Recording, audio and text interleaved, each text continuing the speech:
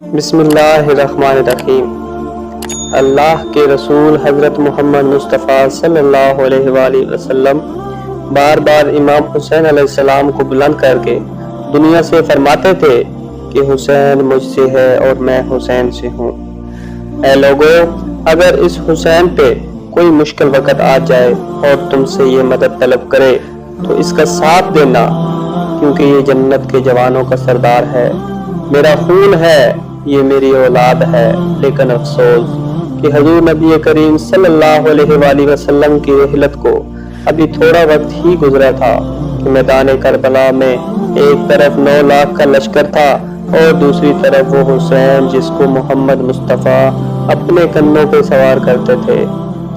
امام حسین علیہ السلام بار بار اپنے نانا کی امت سے کہتے رہے کہ اے لوگوں، مجھے پہچانو، میں تمہارے نبی کا نواسا ہوں۔ کیوں میرا رستہ روکا ہے؟ کیوں 3 دن سے میرے بچوں کو پیاسا رکھا ہوا ہے؟ کیوں میرے عزیز و اقارب کو شہید کیا ہے؟ بتاؤ، کیا میں نے رسول اللہ صلی اللہ علیہ وآلہ وسلم کی شریعت میں ترمیم کی ہے؟ کیا میں نے کسی انسان پہ ظلم کیا ہے؟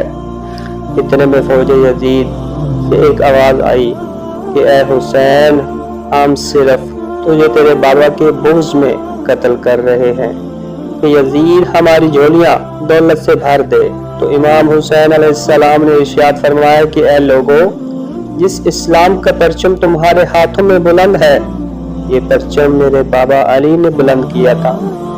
اے لوگو، مت بھولنا، خیبر و خندق میں اگر میرے بابا علی نہ ہوتے تو اسلام کی فتح ممکن نہ ہوتی۔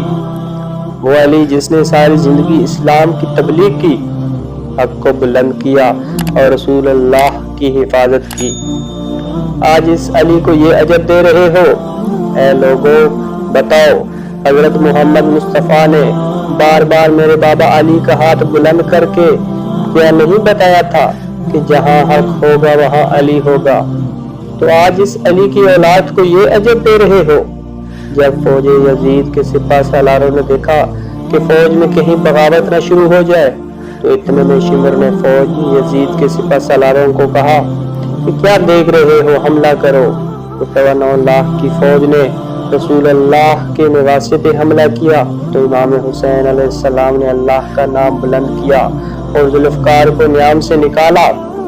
تاریخ گواہ ہے کہ ایک طرف 9 لاکھ کا لشکر اور دوسری جانب 3 دن کا بھوکا پیاسا حسین ابن علی۔ دنیا میں آج تک ایسی جنگ کسی نے نہیں دیکھی کہ ایک تنہا انسان اور دوسری جانب 9 لاکھ کے مجمع کو اتنا سنار کیا۔ تو فوجی خوف سے واپس بھاگنے لگے۔ امام حسین علیہ السلام نے فوجی یزید کو مخاطب کر کے کہا کہ آؤ، 3 دن کے بھوکے کی جنگ دیکھو، 3 دن کے پیاسے کی جنگ دیکھو، رسول اللہ کے نواسے کی جنگ دیکھو، جس کا جوان بھائی مارا گیا، جس کا جوان بیٹا اس کی آنکھوں کے سامنے شہید کیا گیا، جس نے 6 ماہ کے بیٹے کی اپنے ہاتھوں سے قبر بنائی۔ امام حسین جنگ کر رہے تھے کہ اتنے میں غیب سے آواز آئی کہ اے حسین، تیرا اللہ تم سے راضی ہو گیا ہے۔ تو امام حسین علیہ السلام نے ذوالفقار کو تھام لیا اور بیٹھ کے اتنے میں ابن زیاد نے فوج سے کہا کہ یہ علی کا بیٹا ہے، یہ اس طرح آپ سے ہار نہیں مانے گا، آپ جاؤ اور خیموں کو آگ لگا دو۔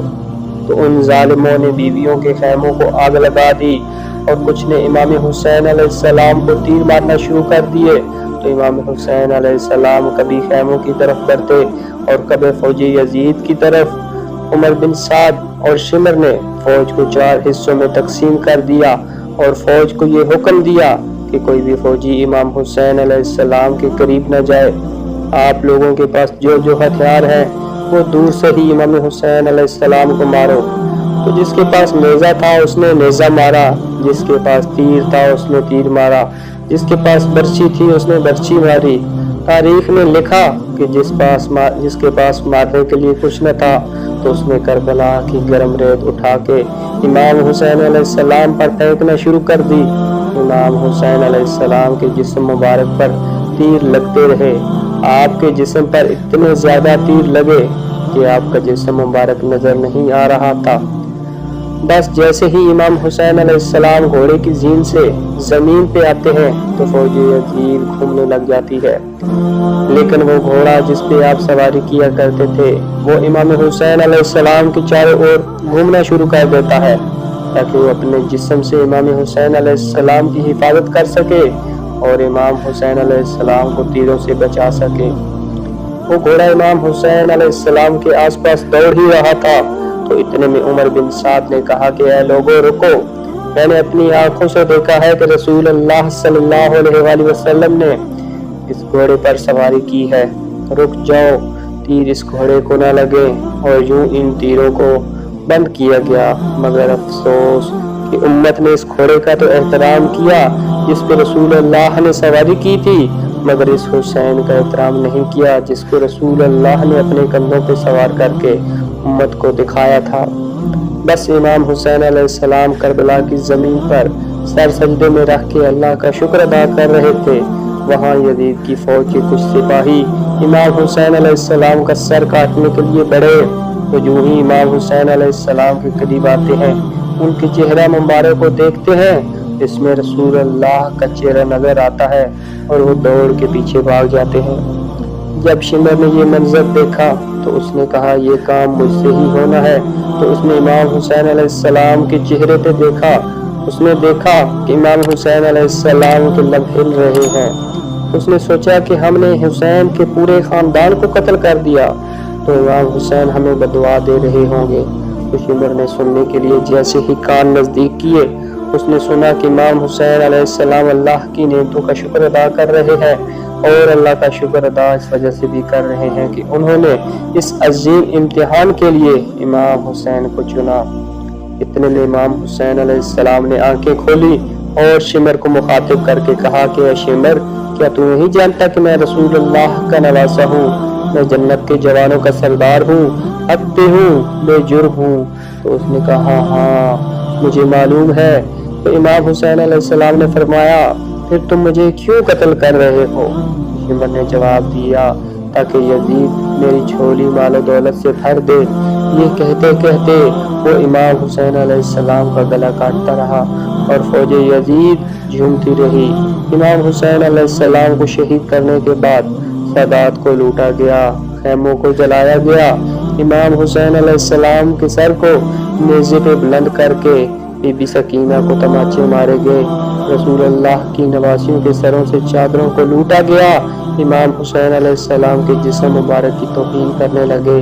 تاریخ نے لکھا کہ امام حسین علیہ السلام کے جسم مبارک پہ جو جو چیزیں تھیں ان کو بے دردی سے لوٹا گیا۔ اتنے میں ایک شخص امام حسین علیہ السلام کے جسم مبارک کے قریب آیا تو امام حسین علیہ السلام کے ہاتھوں میں ایک انگوٹھی تھی۔ اس شخص نے وہ انگوٹھی اتارنے کی کوشش کی، اس سے وہ انگوٹھی نہ اتری، وہ امام حسین علیہ السلام کی انگلی مبارک کو کاٹ کر انگوٹھی لے گیا۔ تاریخ نے لکھا کہ امام حسین علیہ السلام کے جسم مبارک کو رسیوں سے باندھ کر گرم میں ریت پہ تلایا گیا۔ پھر عمر بن سعد نے یزید سے کہا کہ اے یزید، امام حسین علیہ السلام کی لاش کے ساتھ ایسا حشر کرتے ہیں کہ رہتی دنیا تک کوئی بھی یزید کے خلاف آواز نہ اٹھائے۔ عمر بن سعد نے فوج کو حکم دیا کہ تمام لاشوں سے سروں کو الگ کر لو۔ تاریخ گواہ ہے کہ کہیں سے ہور کا قبیلہ آتا اور وہ آ کر کہتا کہ ہم ہور کی لاش کو پامال نہیں ہونے دیں گے، کہیں سے بی بی ام لیلا کا قبیلہ آتا اور وہ آ کر کہتا کہ ہم علی اکبر کا لاشا پامال نہیں ہونے دیں گے، کہیں سے بی بی رباب کا قبیلہ آ کر کہتا کہ ہم جناب اصغر کا لاشا پامال نہیں ہونے دیں گے۔ تمام لاشوں کو پامال ہونے والی جگہ سے ہٹایا گیا، لیکن امام حسین علیہ السلام کا لاشا کربلا کی گرم ریت پہ پڑا رہا اور اس پر گھوڑے دوڑائے گئے۔ مشرقی گھوڑے مغرب کی جانب اور مغرب کے گھوڑے مشرق کی جانب دوڑائے گئے اور امام حسین کی لاشیں کو پامال کیا گیا۔ امام جعفر صادق علیہ السلام ارشاد فرماتے ہیں کہ میرا سلام ہو میرے اس دادا حسین پر جن کی دائیں پسلیاں بائیں پسلیوں کی جانب اور بائیں پسلیاں دائیں پسلیوں کی جانب چلی گئی، جن کا سینہ اور کمر مل گئے۔ سلام ہو میرے بے وطن دادا پر کہ جن کے جسم مبارک کے ٹکڑوں کو کربلا کی گرم ریت پہ بکھیرا گیا۔